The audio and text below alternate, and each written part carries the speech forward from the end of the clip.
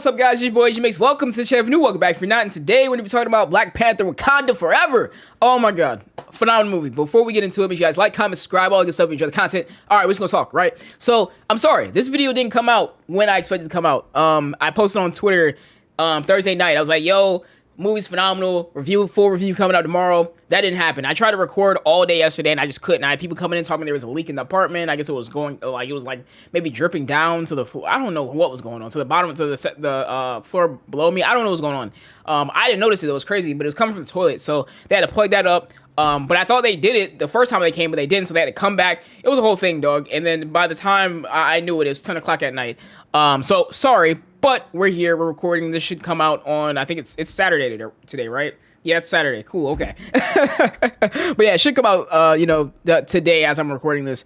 But yeah, the movie is phenomenal, right? And just another, PSA or whatever, I will be spoiling the movie. So go watch the movie and then come back and we'll talk about it, chop it up in the comments. I'm just saying that, disclaimer, there are going to be spoilers. But yeah, anyway, if you want my non-spoiler review, phenomenal movie. It was great. How they handled, obviously Chadwick Boseman passed, how they handled that, and the respect that they gave to him in this movie was just like top tier. I don't think they could have done it any better.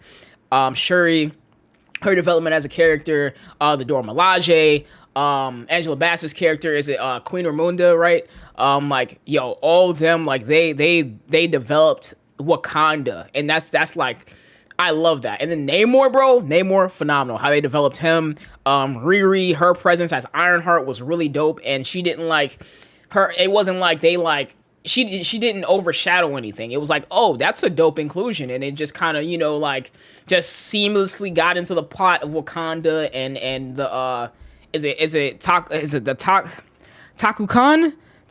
Taku? Hold on, let me look it up real quick.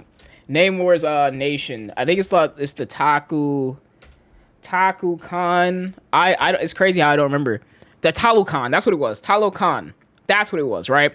So yeah. Anyway, how they introduced Namor and all that stuff was really dope. Ironheart was dope. Okay, that's the non-spoiler review. Right? It was a good movie. Go watch it, right? Now we're talking about the spoilers in 3, 2, 1. Get out of here, go watch it or stay and we'll talk about it if you don't care. But as far as my actual breakdown, oh my god, right? Dude, I was worried about this movie, right? I was genuinely worried because I was like, how is Ryan Coogler going to handle losing his lead like this, right?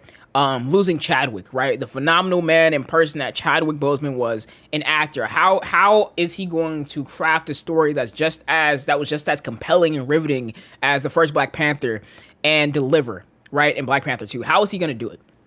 I was worried, man. I was just so like, oh my god. I have friends and they say that your friends are a reflection of who you are. I promise this isn't me, right? But I have a lot of friends that are hardcore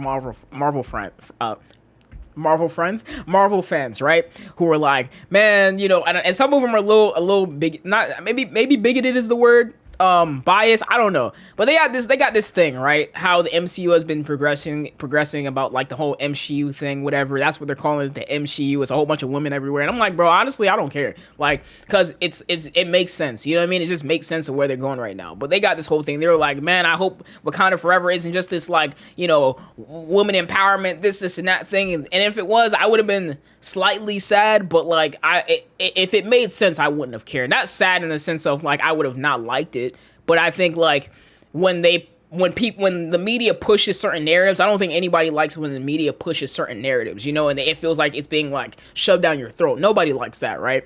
But they were worried about that, right? They were hardcore, oh my god, it's nothing but women now. And I'm like, bro, y'all need to chill, dog. Y'all sound real, what is it, misogynistic? I don't know, man. Sexist? I don't know. But I'm like, bro, it's not gonna be, that crazy. But I was a tiny bit worried that they were gonna, push that. Whenever you feel like a narrative is being shoved down your throat, that's when it gets kind of distasteful. I was kind of worried about that. But at the same time, I'm like, yo, it's Ryan Coogler. This is the same man that made Killmonger one of the best villains of, the entire MCU, besides, Thanos. Thanos and Killmonger are still considered the two best villains. I know he knows how to write characters. I know he knows how to make them compelling. And luckily that what they thought was gonna happen didn't happen. And now they're like, oh my god, it's so amazing. I'm like, bro, I told you. I told you it wasn't gonna be like that. But Nah, bro, like just how he developed the characters in this film, right, was just like so beautiful. It was like, okay, and like we gotta talk about Shuri first, right? I feel like we gotta break this down. Like if I had to, if there were like 4 points, right, that I wanted to talk about when it concerns this movie, it has everything to do with the characters, right? The grand scheme is I love how Ryan Coogler was able to make this a Wakanda film, right? It almost feels as if even if Chadwick Boseman was still alive and he was still playing the role of Black Panther, this movie felt like he just didn't need to be there. He could have been alive and not been there. And that's what I like about it, right? That it was very much still a Black Panther story, right? It was still very much, it's like a Wakanda and a Black Panther story without him even being there, right? He wasn't even necessary, right? Granted, all respect to Chadwick Boseman, I wish he was still alive and we could have gotten to see what a Black Panther 2 would have looked like with him. But I also don't feel like the film would have been as powerful, right? If he was there, right? Honestly, if we break down the plot of the movie, like obviously, you replace Shuri with T'Challa, and then you could still have Ironheart in there if you want to, and maybe Ironheart and Shuri could have had a little moment or whatever of her teaching Shuri, just like she kind of did in this film, and then for the most part, T'Challa and Namor still have the same conflict that Shuri and Namor were having. You could say that, right? But I think, given the circumstances, right, of this film and us losing Chadwick, I don't think this movie would have been as powerful, or the movie with him, if he was still alive, would have been as powerful as what we got, right? Because it was just full of emotion and full of respect, and that's what I just loved about it. They paid so much respect to Chadwick, right? But getting to what I was going to say, right, that's my overarching review, my thoughts on it, right? That I loved how much respect they paid to Chadwick in his role in developing this universe that we got, Wakanda and things like that, right? Now, getting into like the individual parts that I want to talk about, which is all to do with characters, right? We got to talk about Shuri, Namor. We got to talk about Ironheart, and it's ironic. These characters kind of fit all of the different plot lines we're talking about. But Shuri, Namor, Ironheart, right? Those are the three that we got to kind of talk about, right? And luckily we got, two that are main plot points, and then we have one that is kind of our minor underlining plot point and everything that I think was really cool, right? But okay, Shuri. I think we have to start with Shuri, because I think what was so cool about this, and why I say it wouldn't have been as powerful if it was Chadwick, because Shuri deals with a lot of loss, right? And for all, I forgot what the term I was going to use, but for the narrative of the movie, right? And in the universe, like Shuri very much represented us, the audience, right? She was obviously, as a character, she's dealing with loss, right? And that's something that we have to deal with in the real world all the time. The main thing of this movie, the main theme of this movie, which was so dope, is something that we all have to deal with as humans, right? As human beings, we have to deal with loss and losing our loved ones, and how we deal with that is something that is different for everybody, right? And Shuri very much in this film was like our avatar, our into the Marvel universe. A lot of the things that certain characters, like even Nakia was saying, I think Nakia said something like, to everybody else he was the Black Panther, he was King T'Challa, but to me he was everything. That's similar to how, for us, he's, Black Panther, King T'Challa, Chadwick Boseman, right? But at the same time, that's something that we deal with in our individual lives when we might lose someone, right? It's that person that we might have lost was just literally, it's insane to think that they're gone, and that's just like, one of the overarching themes of this movie that I just love that they explored with Shuri, right? Because she not only loses T'Challa, right, but she also loses her mother by the end of the movie. So now she's kind of alone, Yes, she has, the Dora Milaje, Okoye, and I forgot what the other girl was called, and Nakia, obviously, and obviously by the end we find out that T'Challa and Nakia had a son, and young Prince T'Challa, which was, oh my god, we'll talk about that too. But obviously in the movie she ends up she's alone as far as like her main line of family, besides, like I said, Nakia and Prince T'Challa, right? But like it's just a very interesting theme, and I just love how real it was through beginning to end. And that's also a thing that I appreciate. Obviously, T'Challa was our Black Panther, right? But for him to be gone, it was another thing I was worried about, where like I hope they don't force Shuri into the role.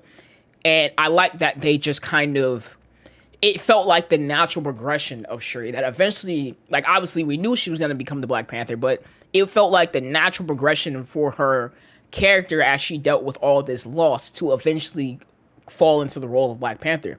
I think that's what made this movie so dope, right? Because it didn't feel unnatural. It felt so natural. Like, it just made sense. But like halfway through the movie, I'm like, well, I know that she's eventually going to become the Black Panther, but like, it almost felt like she didn't have to. Like, it wouldn't have been necessary, because by the time you might think about it, like, well, shoot, is Shuri gonna do it? Like, she is, but like, you almost kind of second guess it. Like, what does she need to, right? Because the movie was just so solid, and how the characters were developed just from and the different relationships and things like that in the world, and also was developed so nicely and cleanly. By the time you're like, well, it should be about time, you almost feel like I said, it's not necessary, right? They easily could have had the final fight where it's just, it's just Wakanda versus Namor, right?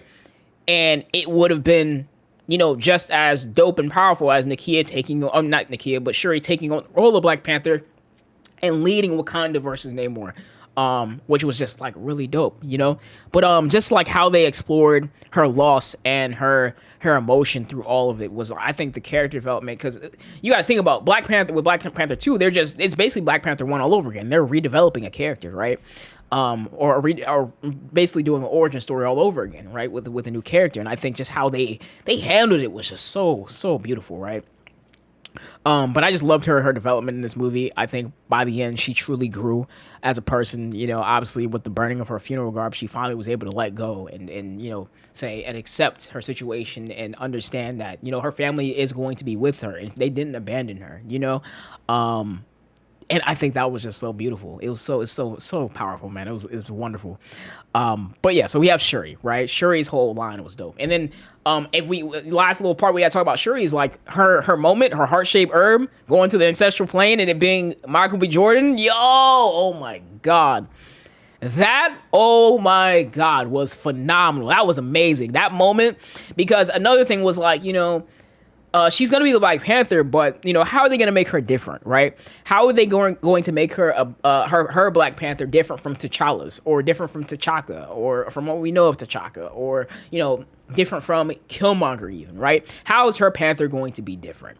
And how they did it, that was dope. And in a lot of ways, her Black Panther, from what we can tell, is very much going to be the cultivation of the Panthers that have come before, She's gonna be, as reasonable and noble as her brother. But Killmonger showing up, that was like the moment where it's like, okay, but look, you chose me. You're not traditional, right? That's what I loved. Because Shuri's not traditional, right? She doesn't care about tradition. Even how she did it, she didn't want to be buried. She's just like, nah, I need y'all to, monitor my heart rate and stuff, my vitals, in case I go into cardiac arrest. Like, she's all about she's not traditional, right? She's very like, she's what's it called? Is it futurist? It might be. I don't know. But she's very like, with the times, if that makes sense. She doesn't even care about the tradition, right? She's thinking about, the future of Wakanda, right?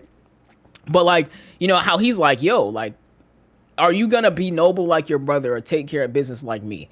And I just love that, that moment happened, because it was like, okay, this is how her Black Panther's gonna be different, but it's also, in character. It's like, yeah, she's not traditional. She's not gonna be able to do everything the right way. She's not, because that's just not her. She's gonna have to just handle stuff like she handles it, and like, we'll talk about all the other stuff later. She's gonna take care of business. She's gonna make sure Namor's on the ground under her. I was gonna say her paw, her boot. I guess that makes, but I was gonna say paw because Black Panther.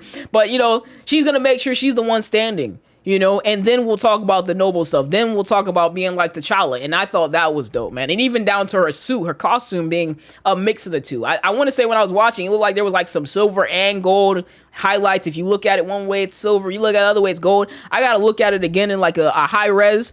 But when I was watching, I was like, wow, because it really was the cultivation of not only it was her, because you got, her little dots and stuff that she has, her markings, but it's also, a tie between Killmonger's gold and T'Challa's silver, and all mixed together. I actually want to see if I can find a high res image, so I can confirm that, because that's what it looked like when I was in the theater.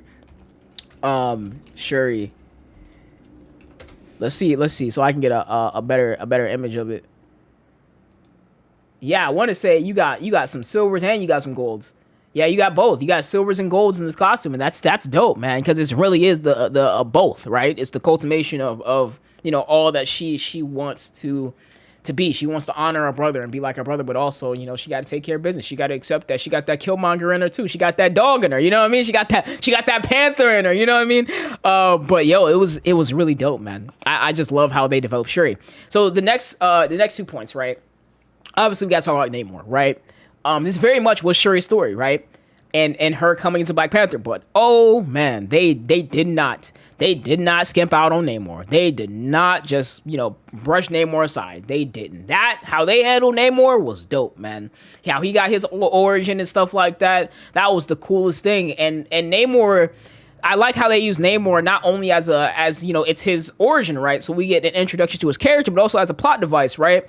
As like the parallels between the Black Panther and the Cuckoo Khan, I think that's what's called. That's what Namor is called. But Namor and the parallels between Wakanda and the Talu Khan, right? I think how that was handled was dope, right? Seeing like the parallels and things like that of like he's not 100% in the wrong, but he's also not 100% in the right, right? Just how he handles things is villain. So we got to consider him a villain, but at the same time, not entirely, because he's just doing it for his people, right? He wouldn't even have come out the water. He wouldn't have come out the sea for real if it wasn't for the situation with the vibranium and stuff like that. And in fact, he wanted Wakanda's help, but it was just how he was willing to go about it. He was willing to kill a young girl, when he easily could have been like, okay, cool. Yo, we'll keep her in Wakanda, but if she escape and do something with that vibranium stuff, we're going to have to kill her. You know what I mean? Like, it could have easily been handled that way, but, he's about that action, and I get it. But I like how they did Namor. Namor was dope. He was just, like, he's honestly a top-tier villain as well.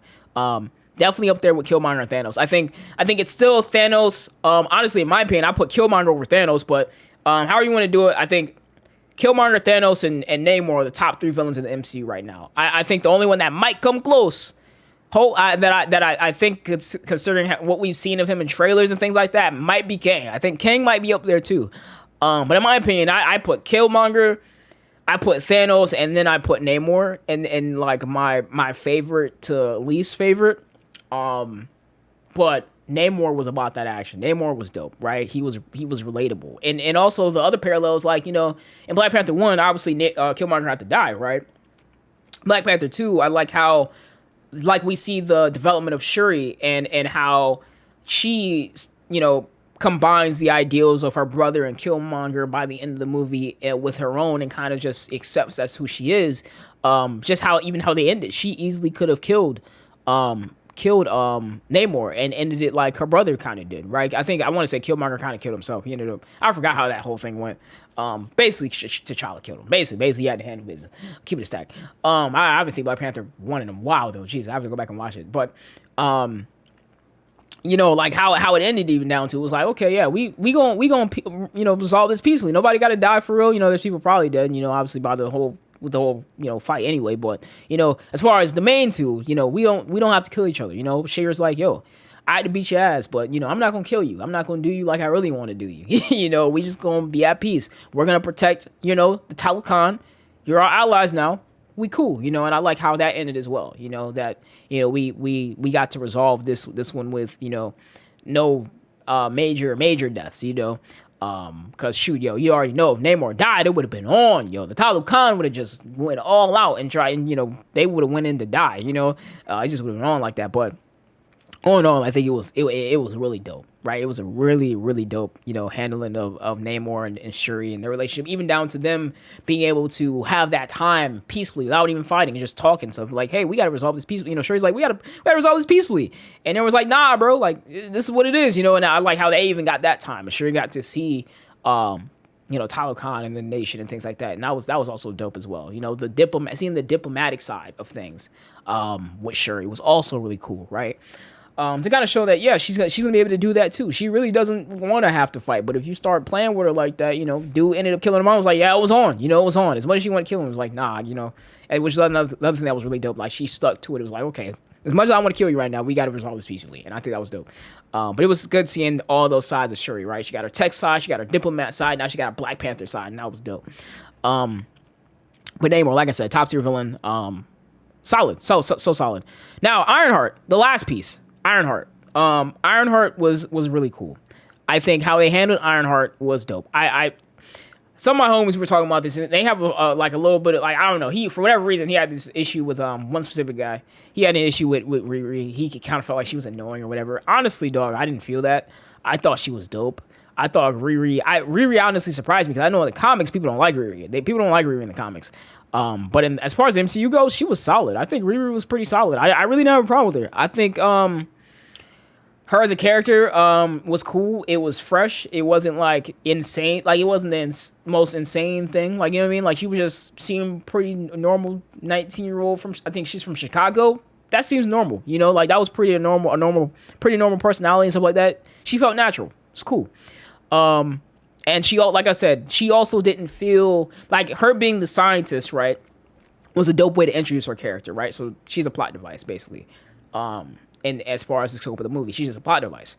But also, like, the other cool thing was, like, you know, her being the scientist is like, okay, they're fighting over her, but at the same time, she didn't matter that much. And I'm not saying that in the sense of, like, her character doesn't matter, but I mean in the sense of, I like that her existence didn't overshadow everything. It easily could have been a Shuri and Ironheart trying to fight Namor. It easily could have been that, of like, oh, we're gonna focus on training up Ironheart or Riri and getting her up to stuff. Like, it easily could have been that, but it wasn't, right? And I think that was really cool. That it really wasn't. We got a cool little montage, but it really wasn't that crazy. And then the little highlights are key. Are like, we'll call them like little highlights to and throwbacks to Iron Man 1 was dope. You know, her finally getting in her suit and flying up. My only concern is that suit. I'm gonna keep it a stack. As far as Riri, she's solid character.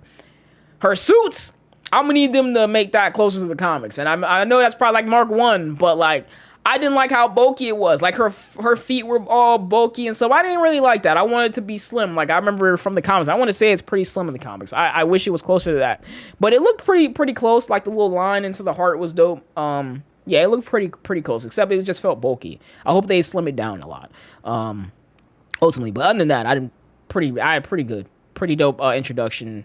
We got a little insight into her, and I'm assuming we're gonna get more of her in Armor Wars. So we'll get more of her development and things like that, or her own. Is Ironheart getting her own show? I think she was. Now that I think about it, let me look that up to confirm. I think Ironheart might be getting her own show. I want to say she might be. Yeah, I think she's getting her own show. So never mind. Yeah, we'll see her in her own show. Right. Yeah. We'll see her on her own show and see her development, and probably also in Armor Wars as well, because Armor Wars is going to be a movie now. So that's going to be cool. But yeah, so I think we talked about all the main points. The last part would be just, I love how they paid on a homage and how they honored T'Challa and Chadwick Boseman. I just love how at the end, you know, they left it for the end.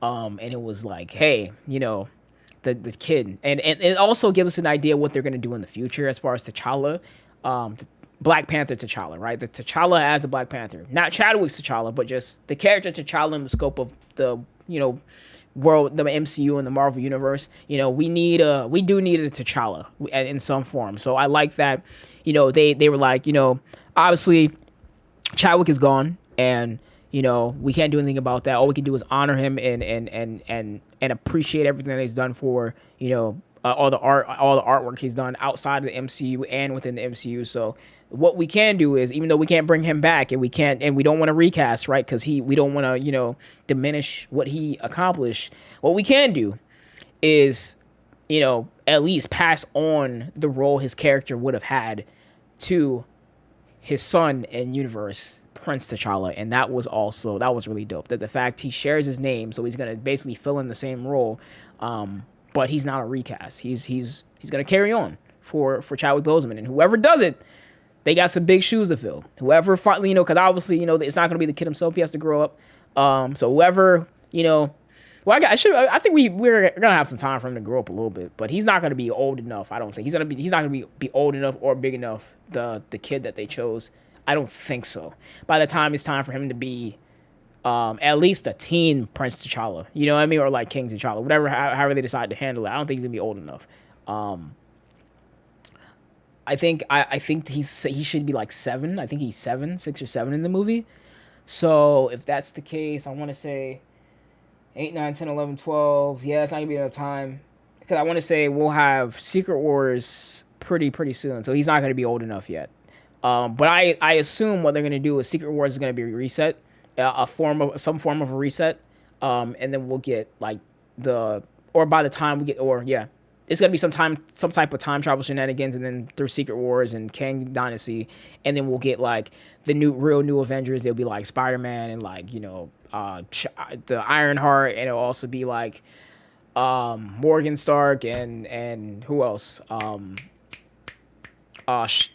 Ant-Man's daughter, like all of them. It'll be like their turn, and Scar, She-Hulk's gonna be involved, obviously still but like it'll be like the real rehash and reboot of the universe with the next generation of all the heroes and things like that. So obviously that's what they're gonna do, and young Prince T'Challa is going to be the new Black Panther, and I think he's also gonna fill in the role that Chadwick Boseman would have. So when Storm gets into the picture with the X-Men, Prince T'Challa and Storm, if they decide to go that route, which I hope they do, are gonna get married, and like a Black Panther 3 or 4. So I think he's just gonna fill in the role that Chadwick was gonna fill in, and I think that's pretty dope ultimately. But yeah, man, that's all my thoughts. I love how they honor Chadwick by the end. I love how in that last moment with Shuri when she's burning her garb, we get to see Chadwick again, and him in universe at least.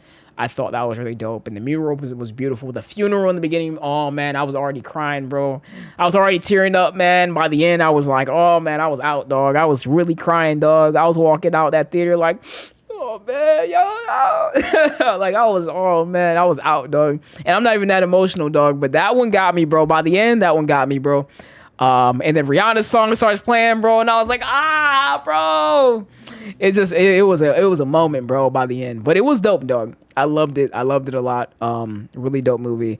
And if you haven't seen it, go watch it. But this is my full review. If you sat to the end, I appreciate you, but I just want to get all my thoughts out here. We're not going to do any heavy editing. We're just going to put it out. And I hope you guys enjoyed hearing me talk for 30 minutes. So if you enjoyed, make sure you like, comment, subscribe. I'm out of here. That was my full review. Thanks for watching. Peace.